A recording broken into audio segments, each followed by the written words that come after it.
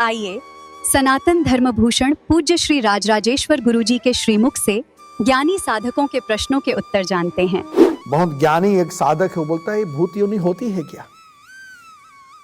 ऐसे ज्ञानी साधक भी होते हैं। अच्छी बात है, अगर भूत योनि नहीं होती तो हनुमान चालीसा में कैसे लिखते तुलसीदास जी? एक व्यक्ति ने मुझे पूछा कि भाई मंदिर में जाना चाहिए क्या? घर में भी मंदिर है तो मंदिर में जाने की जरूरत क्या है? एक बार एक व्यक्ति आया मेरे पास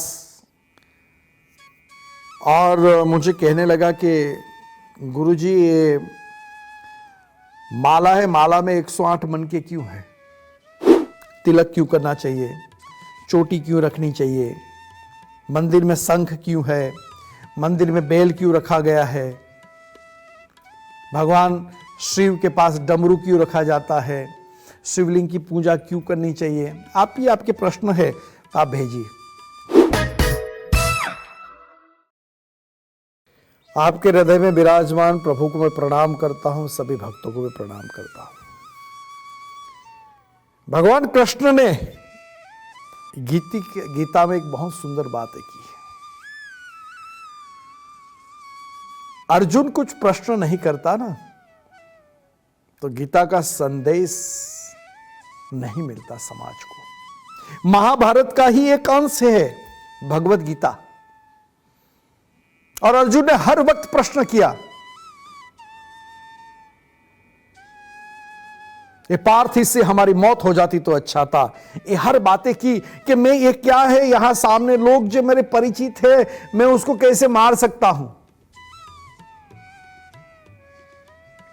फिर भी भगवान कृष्ण ने बहुत अच्छा प्रश्नोत्तर, अपने आप में प्रश्नों का उत्तर दिया कि भाई यहां जितने हैं ना उनको मैं मार चुका हूं, तो सिर्फ निमित्त बन। ये महाभारत का युद्ध तो तू जीत चुका है, तो निमित्त बन, जो मैं कह रहा हूं कर। तो ऐसे तर्क बुद्धि वाले के पास कई तर्क के प्रश्न होते हैं। अभी मैं बात कर रहा था तो हमारे एक बहुत ज्ञानी एक साधक है, वो बोलता है भूत योनि होती है क्या? ऐसे ज्ञानी साधक भी होते हैं। अच्छी बात है, अगर भूत योनि नहीं होती तो हनुमान चालीसा में कैसे लिखते तुलसीदास जी? भूत पिशाच निकट नहीं आवे, महावीर जब नाम सुनावे, कैसे लिखते? कई बातें ऐसी है कि हर वक्त हम अपने आप में सोच में आ जाते कि आदमी क्या सोचता है। एक व्यक्ति ने मुझे पूछा कि भाई मंदिर में जाना चाहिए क्या? घर में भी मंदिर है तो मंदिर में जाने की जरूरत क्या है? मैंने कहा सही बात है, आप तो घर में भी खाना बनाते हो तो रेस्टोरेंट में क्यों चले जाते हो? क्या जाने की जरूरत है? घर में भी बनाओ, चल के भी जा सकते हो तो गाड़ी की क्या जरूरत है? अरे मैं तो इतना कहता हूं, किचन के अंदर जाने के लिए लोग अपने आप में 5 मिनट भी नहीं जा सकते, वहां आसपास ही ब्लैक के बैठते, इतने आलसू बन गए। क्या बताया जाए? लोगों का प्रश्न ये है कि भाई मंदिर क्यों जाना चाहिए? मैं कहता हूं कि जो मन के अंदर है वो मंदिर। मन के अंदर क्या है? कई इच्छाएं। मन के अंदर क्या है? कई चीजें अंदर मन के अंदर है, इसीलिए मन की तरंग सुधार दो, बस हो गया भजन। आदत को अपनी सुधार दो। मंदिर इसलिए जाना चाहिए, मंदिर के अंदर जो प्रतिमा है वो मंत्र सिद्ध है, उनके ऊपर हर रोज हमारे आचार्य जी उनकी आरती करते हैं, उनकी सेवा करते हैं, एक बालक की सेवा करते हैं, ऐसे प्रतिमा की सेवा करनी पड़ती है। जो हमारे घर में मंदिर है एक प्रतीक है, और जो मंदिर का स्थान है वो स्वयं भगवान का स्थान है। और वहां प्रश्न और निकलेगा, क्या घर में भगवान नहीं है? मैं तो कहता हूं घर में भगवान वहां भी है और वहां भी है। जो घर में भगवान है उनकी पवित्रकरण हम कितनी करें, मगर जहां वहां मंदिर में भगवान है वहां पूर्ण रूप से आचार्य जी उसकी देखभाल करते हैं। इसलिए मंदिर में प्रवेश करते ही हमारा मन जिनके अंदर बैठ जाए, हमारा मन जहां स्थिर हो जाए, हमारा मन भगवान के चरणों में बैठ जाए, उस मंदिर में जाना बहुत जरूरी है। मन की पवित्रता और मन को शुद्ध करने के लिए मंदिर में जाना आवश्यक है। कई प्रश्न है, लोग प्रश्न करते रहते हैं। प्रश्न करना चाहिए, और जब प्रश्न करेंगे तो क्या होगा? ज्ञान की प्राप्ति होगी। एक बार एक व्यक्ति आया मेरे पास और मुझे कहने लगा कि गुरुजी ये माला है, माला में 108 मन के क्यों है? मैंने कहा ठीक है भाई, इसकी भी शोध हमारे ऋषि मुनियों ने की है। मैंने कहा बेटा, ये पूरा ब्रह्मांड जो है उसकी परिक्रमा लगानी है तो कैसे लगाएगा?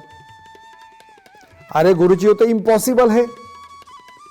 मैं मेरे गांव की परिक्रमा नहीं लगाई अभी तक, तो पूरे देश की पूरे देश की परिक्रमा नहीं लगाया तो पूरे ब्रह्मांड की परिक्रमा कैसे लगाऊंगे? और सही बात है, आप जहां पैदा हुए हैं उस गांव की भी परिक्रमा नहीं लगाई होगी आप। जिस देश में पैदा हुए हैं, जिस राज्य में पैदा हुए, पूरे राज्य की भी परिक्रमा नहीं लगाई होगी। ये देश की तो बात ही भूल जाओ, ब्रह्मांड की तो बात ही भूल जाओ। तब आध्यात्मिक जगत के ऋषि मुनियों ने पूरे ब्रह्मांड की परिक्रमा लगाने के लिए एक माला का संशोधन किया। और माला का संशोधन किया कैसे, क्यों 108? तो ज्योतिष शास्त्र का सहारा लिया, और ज्योतिष शास्त्र में बताया गया कि नक्षत्र कितने हैं। नक्षत्र बताए गए 27 नक्षत्र है पूरे ब्रह्मांड में जो मुख्य। और कितनी दिशाएं हैं? पूरे ब्रह्मांड की परिक्रमा करनी है तो 4 दिशाएं। तो 27 नक्षत्र को 4 बार गिनो, 108 हो जाएगा। तब ऋषि मुनियों ने कहा 27 नक्षत्रों को साथ में लेकर चारों दिशाओं में एक साथ परिक्रमा लगानी है, उसको कहते एक माला, 108 मन की। और इसीलिए मैंने कहा बेटा, इसीलिए शास्त्रों का एक नियम है, शास्त्रों में एक अद्वितीय चीज लिखी है जिसको कहा गया नक्षत्र की परिक्रमा, चारों दिशा की परिक्रमा, वो 108। और एक जो है सुमेरु स्वयं भगवान। और इसीलिए उस परिक्रमा को एक बैठे बैठे एक जगह मंत्र जाप करो, ओम नमः शिवाय, ओम नमः शिवाय, ओम नमः शिवाय। और उसी वक्त ये भी सोचो कि मैं पूरे ब्रह्मांड की परिक्रमा कर रहा हूं या कर रही हूं। आप जो भी आपके इष्ट देव है, हरे कृष्ण ओम नमः शिवाय, श्री राम श्री राम श्री राम, जय स्वामीनारायण जय स्वामीनारायण जय स्वामीनारायण, जय माता जी, ओम ऐं चामुंडाय विचे, जितनी में मंत्र, जो भी आपके इष्ट देव के मंत्र है, उसकी एक मंत्र जाप करोगे तो एक परिक्रमा होगी। और एक परिक्रमा का मतलब क्या है? पूरे ब्रह्मांड की परिक्रमा। उस वक्त उस बच्चे के दिमाग में कहा, सही बात, आप भी समझो, आपके बच्चों को भी सिखाओ, आप खुद भी करो। ऐसे नहीं माला गले में पहनी है, 2-3 माला गले के बाहर निकलती है, लटकते रहती है, जैसे कि कुत्ते को गले में कुछ बांधा हुआ है और कुत्ता लटकते रहता है ऐसे माला लेकर के। ऐसे भी लोग हैं आजकल, बताते हैं हम, हमारे पास ये है, हमारे पास ये है। वो नहीं, माला का उपयोग होना चाहिए। एक जगह पे बैठ के, एक स्थिर बैठकर भगवान के चरणों में बैठ करके एक माला मंत्र जाप करें। और एक माला मंत्र जाप करोगे, आपको ये एहसास करना है कि पूरे ब्रह्मांड की एक परिक्रमा मैंने कर ली। तो ये है माला। माला 108 की रख सकते हो, जहां 9 अंक, 27 माला की आप हाथ में भी पहन सकते हो। तो ये माला हुई। तो कई प्रश्न ऐसे आते हैं, ये एपिसोड के माध्यम से, चैनल के माध्यम से एक ऐसे ऐसे प्रश्न आते हैं कि आप खुद सोचने लगोगे कि आजकल बच्चे, आजकल हमारे बड़े बड़े लोग भी प्रश्न करते हैं, तिलक क्यों करना चाहिए, चोटी क्यों रखनी चाहिए, मंदिर में शंख क्यों है, मंदिर में बेल क्यों रखा गया है, भगवान शिव के पास डमरू क्यों रखा जाता है, शिवलिंग की पूजा क्यों करनी चाहिए। आप ही आपके प्रश्न है तो आप भेजिए, आपके प्रश्न और हमारा उत्तर, आपका प्रश्न हमारा जवाब, आपका प्रश्न संसार में हमारे ऋषि मुनियों का संशोधन का उत्तर आपको मिलेगा। ऐसे कई प्रश्न हैं। कई बार तो कोई बच्चे हमारे साथ आकर के प्रश्न करते हैं। एक बच्चे ने कहा कि भगवान जो शिव का विग्रह है, शिवलिंग घर में रखना चाहिए कि नहीं। मैंने कहा भाई, जहां शिव है वहां जीव है, जहां जीव है वहां शिव है। अगर जीव को हृदय में रखोगे, शिव को बाहर रखोगे, कैसे चलेगा। और जिन जिन लोगों ने शिव को बाहर रखा, उनको भगवान ने बाहर कर दिया। जिन जिन्होंने सलाह भी दी कि घर में शिवलिंग नहीं रखना चाहिए, उनके घर के जीव को भी भगवान ने ले लिया।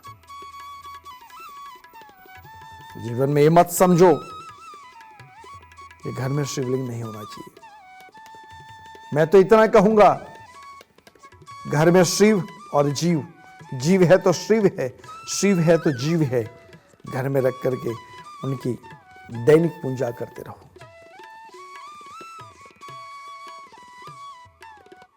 और घर में शिवलिंग होने का मतलब ये है कि पूरे ब्रह्मांड का एक प्रतीक बिंब आपके घर में है।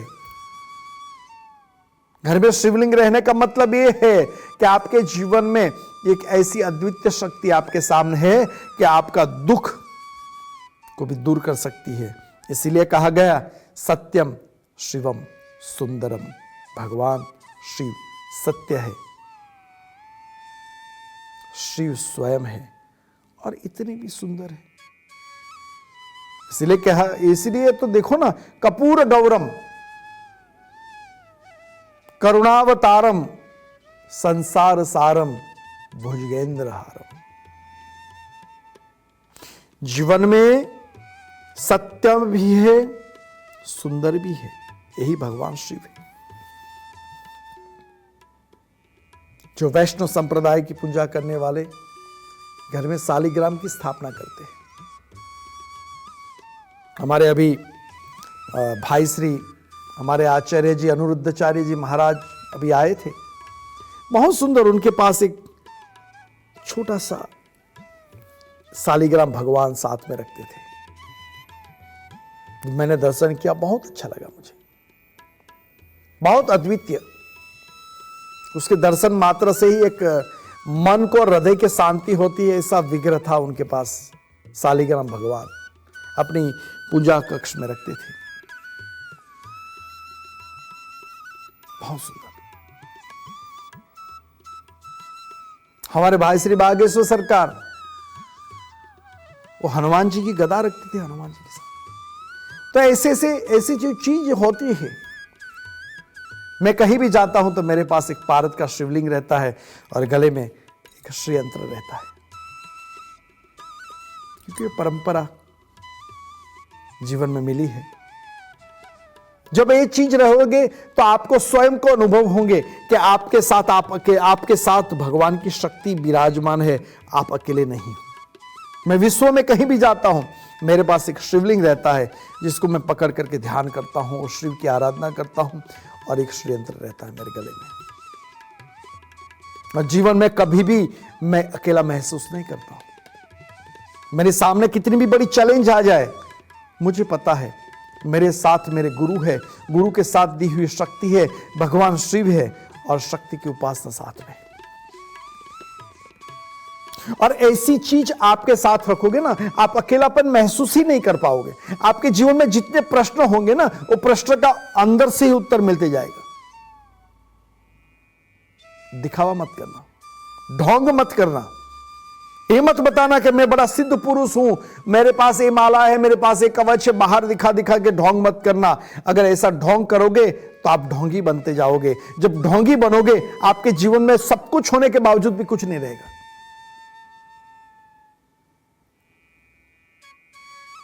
मानव जीवन मिला है, मानव जीवन के अंदर भगवान की कृपा प्राप्त हुई, इसलिए सद्गुरु मिले हैं। और जीवन में कभी भी सद्गुरु के सामने मत होना। जीवन का अनुभव है, जिन जिन लोगों ने अपने गुरु के सामने प्रहार किया, गुरु के साथ छल किया, गुरु के साथ कपट किया, वो व्यक्ति एक न एक दिन चाहे जितना भी बड़ा है नीचे गिरा हुआ मिला है मुझे। कभी अनजाने में कुछ गलती हो जाए तो माफी मांग लेना। एक साइड आपके गुरु हो और एक साइड है धन। क्या आप लोगे? धन की बड़ी जरूरत है, आवश्यकता है, मगर अपने गुरु के हाथों से एक पैनी भी मिल जाए ना, मेरा जीवन का अनुभव है, आज सब कुछ मेरे प्रभु ने दिया है, सिर्फ गुरु की कृपा। ये कपड़े भी मिले हैं मुझे, गुरु की कृपा। ये ज्ञान भी मिला है, गुरु की कृपा। ये संस्कार मिला है, मां बाप का आशीर्वाद। और उसमें भी अगर प्रश्न उठे कि मेरे मां बाप ने मेरे लिए क्या किया, तो आपका जीवन सार्थक नहीं है। आपका जीवन पशु से भी गिरा हुआ है, क्योंकि वहां एक प्रश्न आ गया, मेरे मां बाप ने मेरे लिए क्या किया, मेरे गुरु ने मेरे लिए क्या किया, मेरे भगवान ने मेरे लिए क्या किया। हम तो खुद पैदा होकर के, खुद मेहनत करके आगे बढ़े हैं। एक चीज याद रखना, जीवन में आपका इस जीवन में कोई अस्तित्व नहीं है। माँ बाप नहीं होते तो शरीर नहीं होता, गुरु नहीं होता, ज्ञान नहीं मिलता, और ज्ञान नहीं मिलता, शरीर नहीं मिलता। जितनी भी आप मेहनत कर रहे हो ना, वो दोनों ही नहीं रहता। आपका कोई अस्तित्व है क्या? आप स्वयं बारिश की तरह ऐसे ही टिपक पड़े इस पृथ्वी के ऊपर? नहीं। प्रश्न करना, जितने हो सके इतने प्रश्न करना, मगर जिसके सामने तर्क जैसी बुद्धि उपयोग मत करना, जिसके माध्यम से आप किसी के नजरों से गिर जाओ। आप गिर जाओगे तो कोई उठा लेगा, मगर नजरों से गिर जाए ना, भगवान भी आपका सहारा नहीं देगा। इसलिए कई प्रश्न, अनेक प्रश्न आते हैं, एक से अनेक प्रश्नों का उत्तर देने की कोशिश करते हैं। मेरे पास एक बच्चा आया और वो भी कहने लगा कि मेरा घर बहुत छोटा है, मैंने अभी भी शादी की है, और मेरे घर में माँ है, माँ का बहू के साथ कुछ पटती नहीं है, गुरुजी मैं क्या करूं? मैंने कहा कि भाई पत्नी भी आई है आपके घर में, तो एक परिवार को छोड़ करके आई है ना, सब कुछ छोड़ करके आपके जीवन में आई है, तो क्या है वो, उनका भी फर्ज निभाओ। और मां है तो मां का आशीर्वाद दीजिए, और मां की वहां कुछ गलतियां हो जाए तो मां को कहो, मेरी मां आपकी वजह से तो मैं हूं, और आप उसमें थोड़ी सी कृपा कीजिए, थोड़ी सी हमारे मिसअंडरस्टैंडिंग खड़ी हो रही है, उसमें कृपा कीजिए। तो मां अवश्य कहेगी, बेटा तू सुखी रह, मैं चलती हूं, मैं कहीं रह लूंगी। मगर उस वक्त एक गलती मत करना, मां को भी सुख देना और पत्नी को भी सुख देना। मां को ममत्व के रूप में सुख देना, पत्नी को फर्ज के रूप में सुख देना। दोनों का सुख आपके लिए उपयोगी है, मगर कुछ घर में आ जाने के बाद ये मत कहना कि मेरी ये सही और वो गलत है, और वो गलत है और ये सही है। वहां भी अपना फर्ज निभाना। जहां लगे किसी भी गलती भी है तो वहां बिल्कुल प्रार्थना करना कि आपकी गलती है, चाहे पत्नी है चाहे माँ हो। ऐसे कई प्रश्न आते हैं, मगर समय की मर्यादा है। बार बार मैं आपके सामने आऊंगा, जो आपका प्रश्न और मेरा उत्तर, आपका प्रश्न और शास्त्रों का जो समाधान का जो उत्तर है, मैं आपको देते जाऊंगा। आपके जीवन में भी प्रश्न आए, योग्य गुरु के पास पूछिए। प्रश्न आए, हो सके मुझे भी भेजिए, मैं हो सके इतना प्रामाणिक उत्तर और सलाह देने की कोशिश करता हूँ। ओम शांति शांति शांति। ओम।